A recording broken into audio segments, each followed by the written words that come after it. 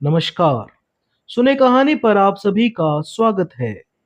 आज की हमारी कहानी का शीर्षक है बड़े भाई साहब, जिसे लिखा है हिंदी के महान साहित्यकार श्री मुंशी प्रेमचंद जी ने। आइए बढ़ते हैं कहानी की ओर। मेरे भाई साहब मुझसे 5 साल बड़े थे, लेकिन केवल 3 दर्जे आगे। उन्होंने भी उसी उम्र में पढ़ना शुरू किया था जब मैंने शुरू किया, लेकिन तालीम जैसे महत्व के मामले में वह जल्दबाजी से काम लेना पसंद न करते थे। इस भवन की बुनियाद खूब मजबूती से डालना चाहते थे, जिस पर आलीशान महल बन सके। 1 साल का काम 2 साल में करते थे, कभी कभी 3 साल भी लग जाते थे।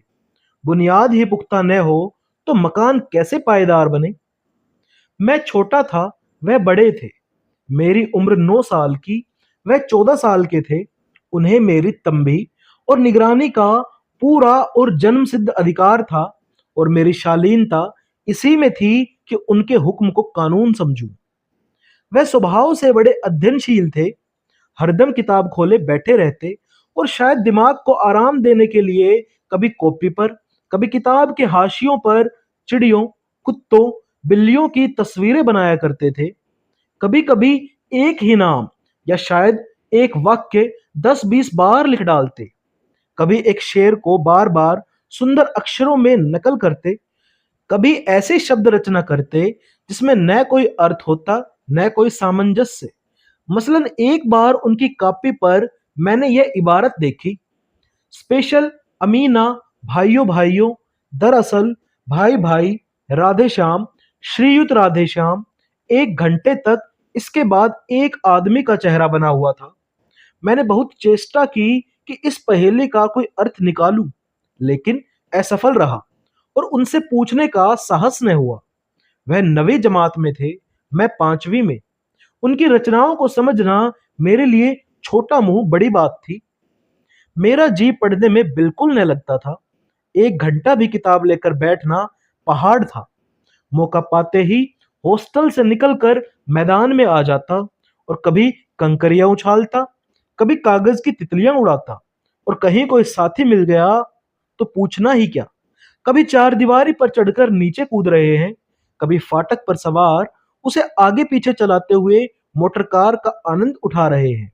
लेकिन कमरे में आते ही भाई साहब का वह रुद्र रूप देखकर मेरे प्राण सूख जाते। उनका पहला सवाल होता, कहाँ थे? हमेशा यही सवाल इसी ध्वनि में हमेशा पूछा जाता था, और इसका जवाब मेरे पास केवल मौन था। न जाने मेरे मुंह से यह बात क्यों न निकलती कि जरा बाहर खेल रहा था। मेरा मौन कह देता था कि मुझे अपना अपराध स्वीकार है, और भाई साहब के लिए इसके सिवा और कोई इलाज न था कि स्नेह और रोष से मिले हुए शब्दों से मेरा सत्कार करे। इस तरह अंग्रेजी पढ़ोगे तो जिंदगी भर पढ़ते रहोगे और एक हर्फ न आएगा। अंग्रेजी पढ़ना कोई हंसी खेल नहीं है कि जो चाहे वह पढ़ ले, नहीं तो ऐरा गैरा नत्थु खैरा सभी अंग्रेजी के विद्वान हो जाते। यहां दिन रात आंखें फोड़नी पड़ती है और खून जलाना पड़ता है, तब कहीं ये विद्या आती है। और आती क्या है, हाँ, कहने को आ जाती है। बड़े बड़े विद्वान भी शुद्ध अंग्रेजी नहीं लिख सकते, बोलना तो दूर रहा। और मैं कहता हूं, तुम कितना गूंगा हो कि मुझे देखकर भी सबक नहीं लेते। मैं कितनी मेहनत करता हूं, या तुम अपनी आंखों से देखते हो? अगर नहीं देखते तो यह तुम्हारी आंखों का कसूर है, तुम्हारी बुद्धि का कसूर है। इतने मेले तमाशे होते हैं, मुझे तुमने कभी देखने जाते देखा है? रोज ही क्रिकेट और हॉकी का मैच होता है, मैं पास नहीं फटकता, हमेशा पढ़ता रहता हूं। उस पर भी एक एक दर्जे में 2-2, 3-3 साल पढ़ा रहता हूं। फिर तुम कैसे आशा करते हो कि तुम यो खेल कूद में वक्त गंवाकर पास हो जाओगे? मुझे तो 2 या 3 साल लगते हैं, तुम उम्र भर इसी दर्जे में पड़े सड़ते रहोगे। अगर तुम्हें इस तरह उम्र गंवानी है तो बेहतर है घर चले जाओ और मजे से गुल्ली डंडा खेलो। दादा की गाड़ी कमाई के रुपए क्यों बर्बाद करते हो भला? मैं यह लताड़ सुनकर आंसू बहाने लगता। जवाब ही क्या था? अपराध तो मैंने किया, लताड़ कौन सहे। भाई साहब उपदेश की कला में निपुण थे। ऐसी ऐसी लगती बातें कहते, ऐसे ऐसे सूक्ति बाण चलाते कि मेरे जिगर के टुकड़े टुकड़े हो जाते और हिम्मत टूट जाती। इस जान तोड़कर मेहनत करने की शक्ति मैं अपने में न पाता था, और उस निराशा में जरा देर के लिए मैं सोचने लगता कि क्यों उन्हें घर चला जाऊं। जो काम मेरे बूते के बाहर है, उसमें हाथ डालकर क्यों अपनी जिंदगी खराब करूं। मुझे अपना मूर्ख रहना मंजूर था, लेकिन उतनी मेहनत, मुझे तो चक्कर आ जाता था। लेकिन घंटे 2 घंटे के बाद निराशा के बादल फट जाते और मैं इरादा करता कि आगे से खूब जी लगाकर पढ़ूंगा। चटपट एक टाइम टेबल बना डालता, बिना पहले से नक्शा बनाए, कोई स्कीम तैयार किए काम कैसे शुरू करूं। टाइम टेबल में खेल कूद की मद बिल्कुल उड़ जाती।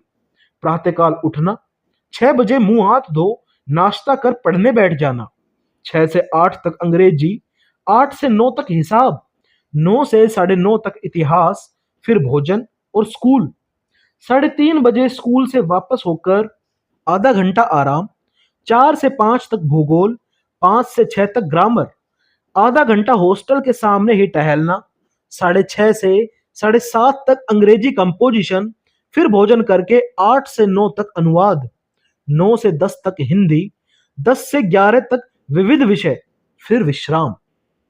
मगर टाइम टेबल बना लेना एक बात है और उस पर अमल करना दूसरी बात। पहले ही दिन में उसकी अवहेलना शुरू हो जाती। मैदान की वह सुखद हरियाली, हवा के वह हल्के हल्के झोंके, फुटबॉल की वह उछल कूद, कबड्डी के वह दांव घात, वॉलीबॉल की वह तेजी और फुर्ती मुझे अज्ञात और अनिवार्य रूप से खींच ले जाती, और वहां जाते ही मैं सब कुछ भूल जाता। वह जानलेवा टाइम टेबल, वह आंख फोड़ पुस्तकें, किसी की याद न रहती, और फिर से भाई साहब को नसीहत और फजीहत का अवसर मिल जाता। मैं उनके साय से भागता, उनकी आंखों से दूर रहने की चेष्टा करता, कमरे में इस तरह दबे पांव आता कि उन्हें खबर न हो।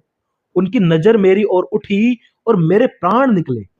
हमेशा सिर पर एक नंगी तलवार सी लटकती मालूम होती।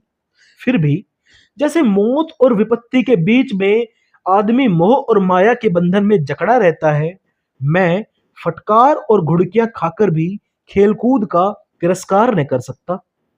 सालाना इम्तिहान हुआ, भाई साहब फेल हो गए, मैं पास हो गया और दर्जे में प्रथम आया। मेरे और उनके बीच में केवल 2 साल का अंतर रह गया। जी में आया भाई साहब को आड़े हाथों लूं। आखिर आपकी वह घोर तपस्या कहां गई। मुझे देखिए, मजे से खेलता भी रहा और दर्जे में अव्वल भी रहा, लेकिन वह इतने दुखी और उदास थे कि मुझे उनसे दिली हमदर्दी हुई और उनके घाव पर नमक छिड़कने का विचार ही लज्जास्पद जान पड़ा। हाँ, अब मुझे अपने ऊपर कुछ अभिमान हुआ और आत्मसम्मान भी बढ़ा। भाई साहब का वह रोब मुझ पर अब न रहा। आजादी से खेलकूद में शरीक होने लगा। दिल मजबूत था। अगर उन्होंने मेरी फजीहत की तो साफ कह दूंगा कि आपने अपना खून जलाकर कौन सा तीर मार लिया। मैं तो खेलते कूदते दर्जे में अव्वल आ गया। जबान से यह हेकड़ी जताने का साहस न होने पर भी मेरे रंग ढंग से साफ जाहिर होता था कि भाई साहब का वह आतंक अब मुझ पर नहीं है। भाई साहब ने इसे भांप लिया। उनकी सहज बुद्धि बड़ी तीव्र थी, और एक दिन जब मैं भोर का सारा समय गुल्ली डंडा की भेंट करके ठीक भोजन के समय लौटा, तो भाई साहब ने मानो तलवार खींच ली और मुझ पर टूट पड़े। देखता हूं इस साल पास हो गए और दर्जे में अव्वल आ गए तो तुम्हें दिमाग हो गया है। मगर भाईजान, घमंड तो बड़े बड़ों का नहीं रहा, तुम्हारी क्या हस्ती है। इतिहास में रावण का हाल तो पढ़ा ही होगा।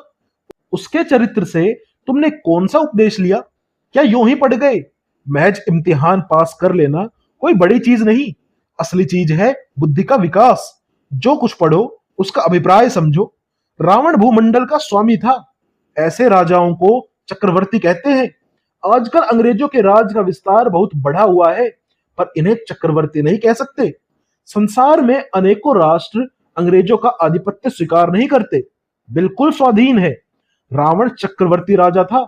संसार के सभी महीप उसे कर देते थे। बड़े बड़े देवता उसकी गुलामी करते थे। आग और पानी के देवता भी उसके दास थे। मगर उसका अंत क्या हुआ। घमंड ने उसका नामो निशान तक मिटा दिया। कोई उसे एक चुल्लू पानी देने वाला भी न बचा। आदमी और जो कुकर्म चाहे करे, पर अभिमान न करे। इतराए नहीं, अभिमान किया तो दीन दुनिया दोनों से गया। शैतान का हाल भी पड़ा ही होगा। उसे यह अभिमान हुआ था कि ईश्वर का उससे बढ़कर सच्चा भक्त कोई है ही नहीं। अंत यह हुआ कि स्वर्ग से नरक में ढकेल दिया गया। शाही रोम ने भी एक बार अहंकार किया था, भीख मांग मांग कर मर गया। तुमने तो अभी केवल एक दर्जा पास किया है और अभी से तुम्हारा सिर फिर गया। तब तो तुम आगे बढ़ चुके। यह समझ लो कि तुम अपनी मेहनत से नहीं पास हुए, अंधे के हाथ बटेर लग गई। मगर बटेर केवल एक बार हाथ लग सकती है, बार बार नहीं लग सकती। कभी कभी गुल्ले डंडे में भी अंधा चोट निशाना पड़ जाता है। इससे कोई सफल खिलाड़ी तो नहीं हो जाता। सफल खिलाड़ी वह है जिसका कोई निशाना खाली न जाए। मेरे फेल होने पर मत जाओ। मेरे दर्जे में आओगे तो दांतों पसीना आ जाएगा। जब अलजबरा और ज्योमेट्री के लोहे के चने चबाने पड़ेंगे और इंग्लिस्तान का इतिहास पढ़ना पड़ेगा। बादशाहों के नाम याद रखना आसान नहीं। 8-8 हेनरी ही हो गुजरे हैं। कौन सा कांड किस हेनरी के समय में हुआ, क्या यह याद कर लेना आसान समझते हो? हेनरी 7वें की जगह हेनरी 8वां लिखा और सब नंबर गायब। सफाचट। सिफर भी न मिलेगा, सिफर भी। हो किस ख्याल में जनाब? दर्जनों तो जेम्स हुए हैं, दर्जनों विलियम, कोड़ियों चार्ल्स। दिमाग चक्कर खाने लगता है, आंधी रोग हो जाता है। इन अभागों को नाम भी न सूझते थे। एक ही नाम के पीछे दोयम, सेयम, चहारम, पंचम लगाते चले गए। अरे मुझसे पूछते तो 10 लाख नाम बता देता। और ज्योमेट्री तो बस खुदा की पनाह। ए बै जय की जगह ए जय बै लिख दिया और सारे नंबर कट गए। कोई इन निर्दयी मुमतहीनों से नहीं पूछता कि आखिर ए बै जय और ए जय बै में क्या फर्क है, और व्यर्थ की बात के लिए क्यों छात्रों का खून करते हो? दाल भात रोटी खाई या भात दाल रोटी खाई, इसमें क्या रखा है? मगर इन परीक्षकों को क्या परवाह? वह तो वही देखते हैं जो पुस्तक में लिखा है। चाहते हैं कि लड़के अक्षर अक्षर रट डाले, और इसी रटंत का नाम शिक्षा रख छोड़ा है। और आखिर इन बेसिर पैर की बातों को पढ़ाने से क्या फायदा? इस रेखा पर वह लंब गिरा दो तो आधार लंब से 2 गुना होगा। अरे पूछिए इससे क्या प्रयोजन? 2 गुना नहीं, चौगुना हो जाए या आधा ही रहे मेरी बला से। लेकिन परीक्षा में पास होना है तो यह सब खुराफात याद रखनी पड़ेगी। कह दिया, समय की पाबंदी पर एक निबंध लिखो जो 4 पन्नों से कम न हो। अब आप कॉपी सामने खोले, कलम हाथ में लिए, उसके नाम को रोइए। कौन नहीं जानता कि समय की पाबंदी बहुत अच्छी बात है। इससे आदमी के जीवन में संयम आ जाता है, दूसरों का उस पर स्नेह होने लगता है और उसके कारोबार में उन्नति होती है। लेकिन इस जरा सी बात पर 4 पन्ने कैसे लिखे? जो बात एक वाक्य में कही जा सके उसे 4 पन्नों में लिखने की क्या जरूरत है?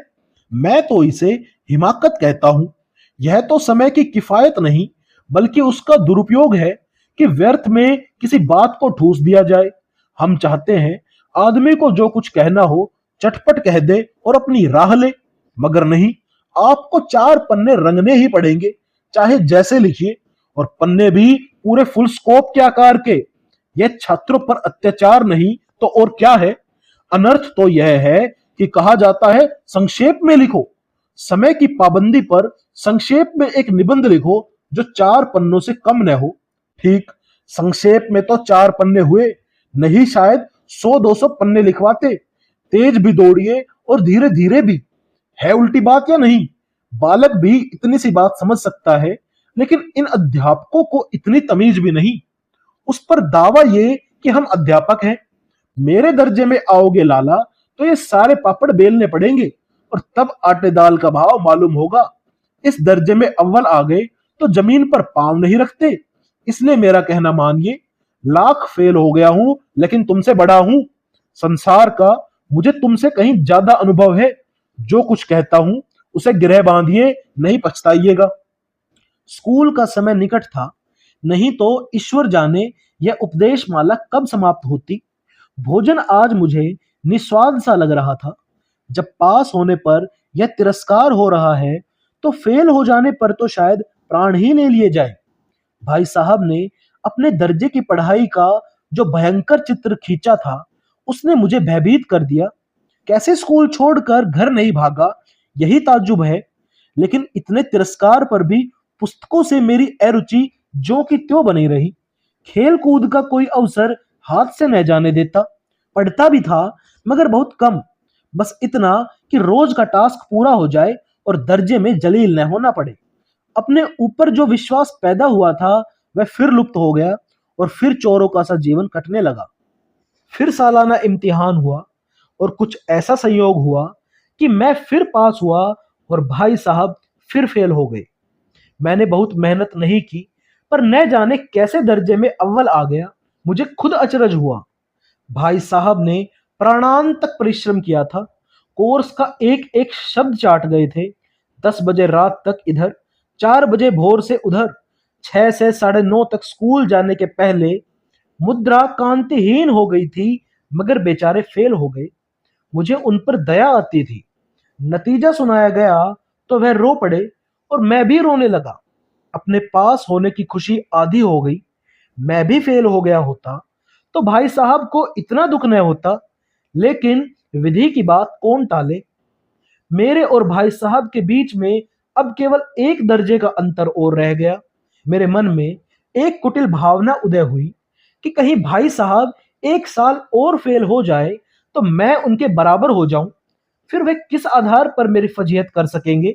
लेकिन मैंने इस कमीने विचार को दिल से बलपूर्वक निकाल डाला। आखिर वह मुझे मेरे हित के विचार से ही तो डांटते हैं। मुझे इस वक्त अप्रिय लगता है, अवश्य, मगर शायद यह उनके उपदेशों का ही असर हो कि मैं दनादन पास हो जाता हूं और इतने अच्छे नंबरों से। अब की भाई साहब बहुत कुछ नर्म पड़ गए थे। कई बार मुझे डांटने का अवसर पाकर भी उन्होंने धीरज से काम लिया। शायद अब वे खुद समझने लगे थे कि मुझे डांटने का अधिकार उन्हें नहीं रहा, या रहा तो बहुत कम। मेरी स्वच्छंदता भी बढ़ी। मैं उनकी सहिष्णुता का अनुचित लाभ उठाने लगा। मुझे कुछ ऐसी धारणा हुई कि मैं तो पास हो ही जाऊंगा, पढ़ूं या न पढ़ूं, मेरी तकदीर बलवान है। इसलिए भाई साहब के डर से जो थोड़ा बहुत पढ़ लिया करता था वह भी बंद हुआ। मुझे कनकोए उड़ाने का नया शौक पैदा हो गया था और अब सारा समय पतंगबाजी की ही भेंट होता था। फिर भी मैं भाई साहब का अदब करता था और उनसे नजर बचाकर ही कनकोए उड़ाता था। सांझा देना, कंधे बांधना, पतंग टूर्नामेंट की तैयारियां आदि समस्याएं सब गुप्त रूप से हल हो जाती थी। मैं भाई साहब को यह संदेह न करने देना चाहता था कि उनका सम्मान और लिहाज मेरी नजरों में कम हो गया है। एक दिन संध्या समय में हॉस्टल से दूर मैं एक कनकोआ लूटने बेतहाशा दौड़ा जा रहा था। आंखें आसमान की ओर थी और मन उस आकाशगामी पथिक की ओर जो मंद गति से झूमता पतंग की ओर चला आ रहा था। मानो कोई आत्मा स्वर्ग से निकलकर विरक्त मन से नए संस्कार ग्रहण करने जा रही हो। बालकों की एक पूरी सेना झाड़दार बांस लिए उसका स्वागत करने को दौड़ी आ रही थी। किसी को अपने आगे पीछे की खबर न थी। सभी मानो उस पतंग के साथ ही आकाश में उड़ रहे थे जहां सब कुछ समतल है। न मोटर कारें हैं, न ट्राम, न गाड़ियां। सहसा भाई साहब से मेरी मुठभेड़ हो गई, जो शायद बाजार से लौट रहे थे। उन्होंने वही मेरा हाथ पकड़ लिया और उग्र भाव से बोले, इन बाजारी लोंडों के साथ धेले के कनकोए के लिए दौड़ते तुम्हें शर्म नहीं आती? तुम्हें इसका भी कुछ लिहाज नहीं कि अब नीची जमात में नहीं हो, बल्कि 8वीं जमात में आ गए हो और मुझसे केवल एक दर्जा नीचे हो। आखिर आदमी को कुछ तो अपनी पोजीशन का ख्याल करना चाहिए। एक जमाना था कि लोग 8वां दर्जा पास करके नायब तहसीलदार हो जाते थे। मैं कितने ही मिडिलचियों को जानता हूं जो आज अव्वल दर्जे के डिप्टी मजिस्ट्रेट या सुपरिंटेंडेंट है। कितने ही 8वीं जमात वाले हमारे लीडर और समाचार पत्रों के संपादक हैं। बड़े बड़े विद्वान उनकी मातहती में काम करते हैं और तुम उसी 8वें दर्जे में आकर बाजारी लोंडों के साथ कनकोए के लिए दौड़ रहे हो। मुझे तुम्हारी इस कम अकली पर दुख होता है। तुम जहीन हो, इसमें कोई शक नहीं, लेकिन वह जहन किस काम का जो हमारे आत्मगौरव की हत्या कर डाले।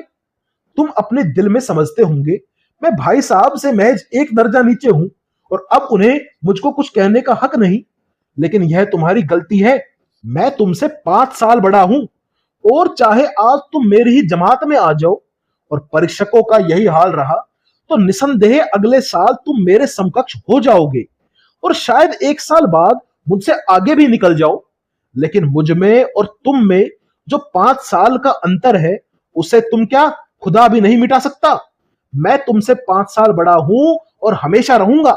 मुझे दुनिया का और जिंदगी का जो तजर्बा है तुम उसकी बराबरी नहीं कर सकते, चाहे तुम एमए और डी लिट और डी फिल ही क्यों न हो जाओ। समझ किताबें पढ़ने से नहीं आती, दुनिया देखने से आती है। हमारी अम्मा ने कोई दर्जा नहीं पास किया और दादा भी शायद 5वीं 6ठी जमात के आगे नहीं गए, लेकिन हम दोनों चाहे सारी दुनिया की विद्या पढ़ लें, अम्मा और दादा को हमें समझाने और सुधारने का अधिकार हमेशा रहेगा। केवल इसलिए नहीं कि वे हमारे जन्मदाता है, बल्कि इसलिए कि उन्हें दुनिया का हमसे ज्यादा तजर्बा है और रहेगा। अमेरिका में किस तरह की राज व्यवस्था है और 8वें हेनरी ने कितने ब्याह किए और आकाश में कितने नक्षत्र हैं, यह बातें चाहे उन्हें न मालूम हो, लेकिन हजारों ऐसी बातें हैं जिनका ज्ञान उन्हें हमसे और तुमसे ज्यादा है। दैव न करे आज मैं बीमार हो जाऊं तो तुम्हारे हाथ पांव फूल जाएंगे। दादा को तार देने के सिवा तुम्हें और कुछ न सूझेगा, लेकिन तुम्हारी जगह अगर दादा हो तो किसी को तार न दे, न घबराए, न बदहवास हो। पहले खुद मर्ज पहचान कर इलाज करेंगे, उसमें सफल न हुए तो किसी डॉक्टर को बुलाएंगे। बीमारी तो खैर बड़ी चीज है, हम तुम तो इतना भी नहीं जानते कि महीने भर का खर्च महीना भर कैसे चले। जो कुछ दादा भेजते हैं उसे तो हम 20-22 तक खर्च कर डालते हैं और फिर पैसे पैसे को मुहताज हो जाते हैं। नाश्ता बंद हो जाता है, धोबी और नाई से मुंह चुराने लगते हैं। लेकिन जितना हम और तुम आज खर्च कर रहे हैं उसके आधे में दादा ने अपने उम्र का बड़ा भाग इज्जत और नेक नामी के साथ निभाया है और एक कुटुंब का पालन किया है जिसमें सब मिलाकर 9 आदमी थे। अपने हेडमास्टर साहब को ही देखो, एमए है कि नहीं, और यहाँ के एमए नहीं, ऑक्सफोर्ड के एमए 1,000 रुपए पाते हैं, लेकिन उनके घर का इंतजाम कौन करता है? उनकी बूढ़ी माँ। हेडमास्टर साहब की डिग्री यहां बेकार हो गई। पहले खुद घर का इंतजाम करते थे, खर्च पूरा न पड़ता था, कर्जदार रहते थे। जब से उनकी माताजी ने प्रबंध अपने हाथ में ले लिया है, जैसे घर में लक्ष्मी आ गई है, तो भाईजान यह गुरूर दिल से निकाल डालो कि तुम मेरे समीप आ गए हो तो अब स्वतंत्र हो। मेरे देखते तुम बेराह न चलने पाओगे।